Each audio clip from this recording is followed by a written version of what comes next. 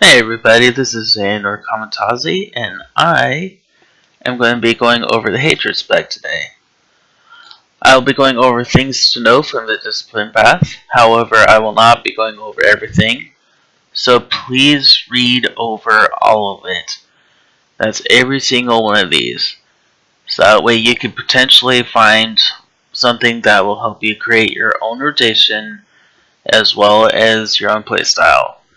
I will also be going over utility points, and again, please read over all of them, and that way you're able to come up with something that will fit your playstyle far better than what I have provided. Of course, I'll be going over the basic rotation, and which hopefully that'll help you guys get started there. At the end, I will also be going over some player tips for everybody. So let's get started with utility points, shall we? In Skillful, I have Formless Phantom, which in both Deception and Hatred specs, it reduces the damage taken from area attacks by 30%. Prior to the update that I made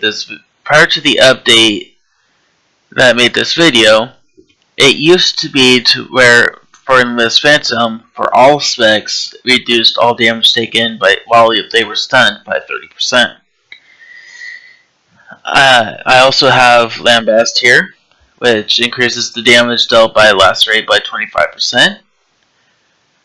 If you like speed, Snaring Slashes will be helpful there. Or in this case, it slows your opponent, so it seems like you have more speed anyway. I'm getting ahead of myself here. So Snaring Slashes allows your Thrash, Voltaic Slash, and Lacerate to reduce the move speed of your targets by 30% for 6 seconds. What I was thinking of here was actually Speed Surge, which activating Shock, Ball Lightning, and Eradicate increases your move speed by 50% for 9 seconds. And the effect cannot occur more than once every 18 seconds. As you can see is what I have under Masterful here. But that was the ability I was thinking of. I thought it was up here. Another good substitution under Skillful will be Avoidance, which reduces the cooldown of Jolt by 2 seconds, and Unbreakable Will by 30 seconds, and Force Speed by 5 seconds. Also under Masterful, I also have Nerve Wracking, which targets controlled by your Spike and Electrocute will take 5% increased damage from all sources. If you want, you could also use Audacity, which reduces the cooldown of Overload by 2.5 seconds, and Recklessness grants 1 additional charge when activated. Under Heroic, I have Installation, which damage breaks. When damage breaks your Mind Trap prematurely, the target will suffer from Sat Mind, reducing the damage they deal by 25% for 10 seconds. Also, when you're in both Deception and Hatred, it also increases your armor rating by 30%. I also have Dark Stability. Activating Deflection grants 6 seconds of immunity to stun, sleep, lift, and incapacitating effects. Another good one you can use under Heroic will be Haunted Dreams. If your Whirlwind breaks early from damage, the target is stunned for 2 seconds. In addition, Whirlwind activates instantly. Essentially, Whirlwind becomes another stun. Under Legendary, I have Renewing Darkness, which entering self via Force Cloak will generate a stack of Renewing Darkness and heal you for 4% of your maximum health every 2 seconds for 10 seconds. Stack lasts for 6 seconds, and when stealth is broken, each stack of Renewing Darkness heals you for 4% of your health. I also have Retaliatory Grip, where Deflection when you activate Deflection, it will grant you the Retaliatory Grip, reflecting 50% of all direct damage, single target attack and force damage, back at the attacker. And retaliatory grip lasts for 12 seconds and does not absorb any incoming damage. You can also use Phasing Phantasm if you would like, which Phantom Stride can be used while immobilized and purges movement impairing effects when used. In addition to that, your Force Speed, if you got a need for speed there, you do have benefit where it grants Phasing Phantasm, causing it to absorb 60% of all incoming damage for the duration of Force Speed. Some things to note. Your Lacerate ability will spread the periodic discharge and creeping terror effects, as long as it damages the main target that happens to have these effects first, and will spread it to other targets. Death Field will cause the target to be overwhelmed, which increases the AoE damage by 10% to that target. Also from Death Field, it will cause Death Mark on the target's effects, which increases the following 15 damage over time ability by 15% on those targets, and the Death Mark will last 30 seconds. Melee damage on discharged target, as well as Phantom Stride, will cause your next Eradicate to have no cost and the cooldown to be completely finished, with a 9-second cooldown for that effect to happen.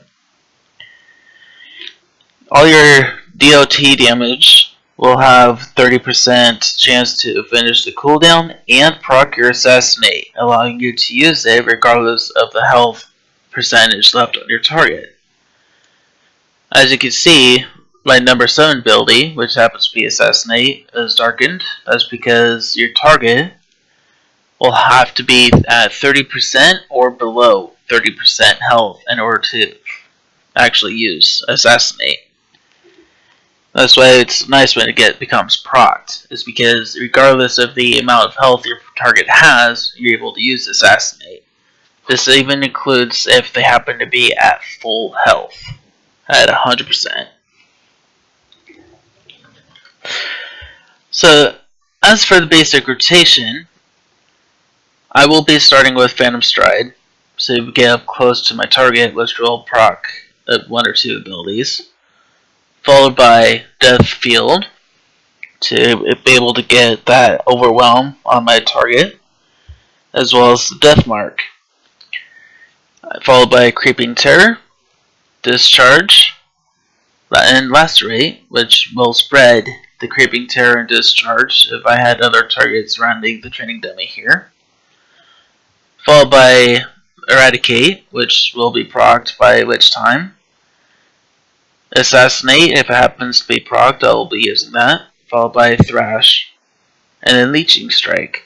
However, Leeching Strike will be primarily used on your opponent if you need to be healed. Usually Death Field as well. However, with a 15-second cooldown, you will be using that more often. Cooldown for Legion Strike will be 12 seconds as well, so you'll be able to use it. However, Legion Strike I will use more often for healing purposes, versus the Field I will use for the debuffs and heals as well. So, as you so kind of repeating myself here, your abilities Death Field as well as Leeching Strike will both deal damage, but will also heal you. With one of the other things from your Discipline path, some abilities from your Heal Over Time will also be healing you as well. So to give you an idea here, Phantom Stride, followed by Death Field, Creeping Terror, Discharge, Lacerate, Eradicate, and Thrash, to reset my eradicate and proc my assassin. And have my assassinate procced.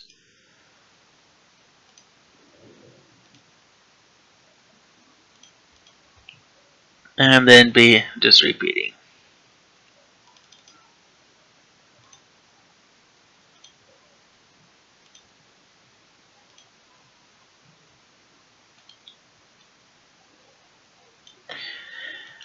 So basically, essentially, you'll just be repeating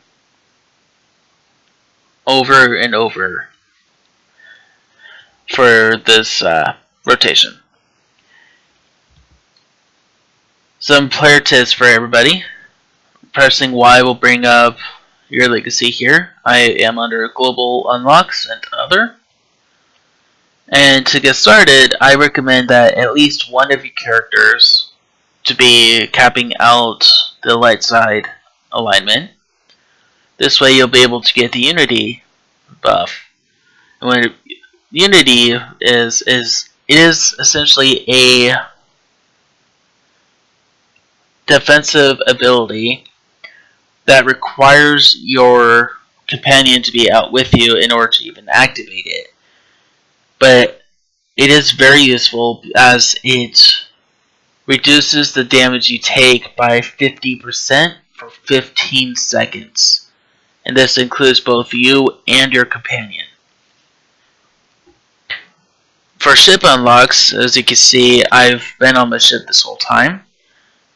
It is not required to even have anything from your ship unlock, as everything is available to you on the fleet. However, if you are like me and you like to be in your own little area instead of being out in public when you want to use the training dummies, then I do suggest that you get the operations training dummy as well as Warzone training dummy. You could also get the repair droid. However, what I have not confirmed is the items that the repair droid sells for being able to change the operation training dummy. It's either it changes the health of each training dummy in general, just increasing or decreasing, or the items will do is they'll change them to where you're attacking the training dummy for each roll, either for DPS, or it will change training dummy for your healing, or changing the training dummy to test out your tanking. I have not confirmed which one it is as at this time. Under convenience, I recommend that you max out the Legacy Fleet Pass, because at max it will cause your Fleet Pass to have 0 cooldown. Legacy Travel, I recommend capping out so your quick travel will have 0 cooldown. And if you happen to get the Priority Transport Personal Starship, which I do recommend from the character perks, it will cause if you max the improved Priority Transport Personal Starship out, your Personal Starship icon will have no cooldown as well. Essentially, with all 3 of them capped, you will be able to pour anywhere all day for no reason and annoy your group members or even guild members trying to keep up with you. Tactical markers is the next one I recommend. In case you happen to be the ops leader or flashpoint leader, you'll be able to use these to mark out where you want each role before the boss fight. Hopefully it will cause the boss fight to go smoother and not be a chaotic mess. I also recommend the improved mounting, as you will be able to mount while moving. I find this addicting and very much in love with it, because it's just a couple seconds reduced from having to stop, mount, then move again. Just be able to move the whole time. I am one of those people who likes to go, go, go. Under character perks, yes, I do have almost everything maxed out. It's just the 2 new things since I was last subbed. for the SWTOR piloting that I have not capped out here. Under advancement, I recommend that you cap out as much as you can for the things you're going to focus on while you are leveling up, whether it be war zones, flashpoints, or going hand in hand perfectly well, the class mission and exploration. From travel, like I mentioned earlier, I recommend you get the personal starship, because if you're working on your class storyline, it comes very handy to have this when you're in the middle of nowhere and your storyline is telling you that you need to go to your personal starship. Instead of having to go to the nearest flight path to take the speeder all the way to the spaceport, you could go from the middle of nowhere, click on the starship icon for the transport, and go straight to your starship.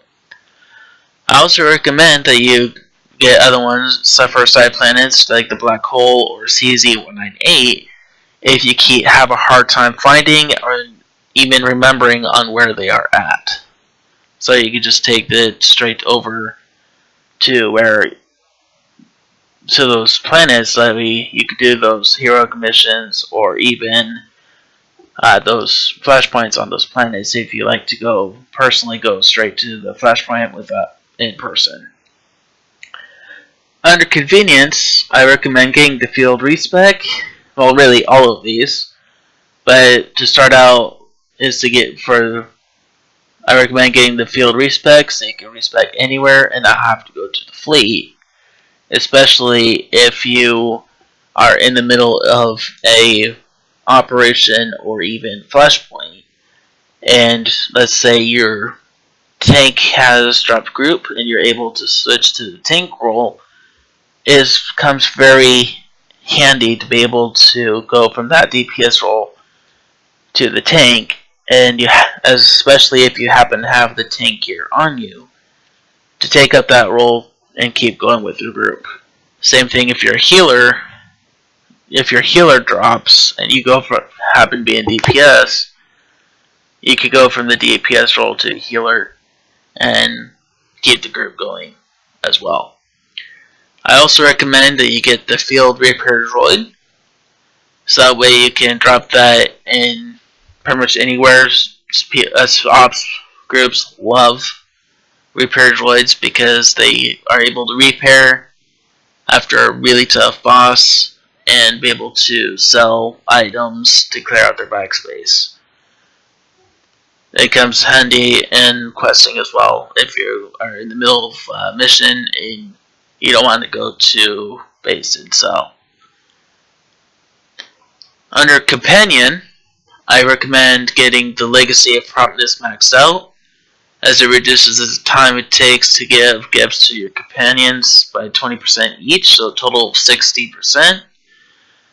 And this will take the 3-second timer for giving gifts per gift to your companion down to about 1.5 or 1.6. And that's 1.6 per gift, which dramatically reduces the amount of time it takes to give those gifts, especially when you have, let's say, a stack of 900 gifts to get to your companion or companions. The other one I recommend getting, which goes hand in hand with the promptness one, is the Legacy of Altruism, which increases the amount of companion influence gained from companion gifts by a total of 30%.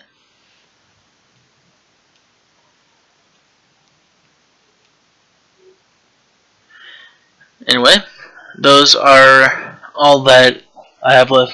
That's all I have for you guys on the spec, so I wish you all the best, and welcome to playing a Hatred Assassin.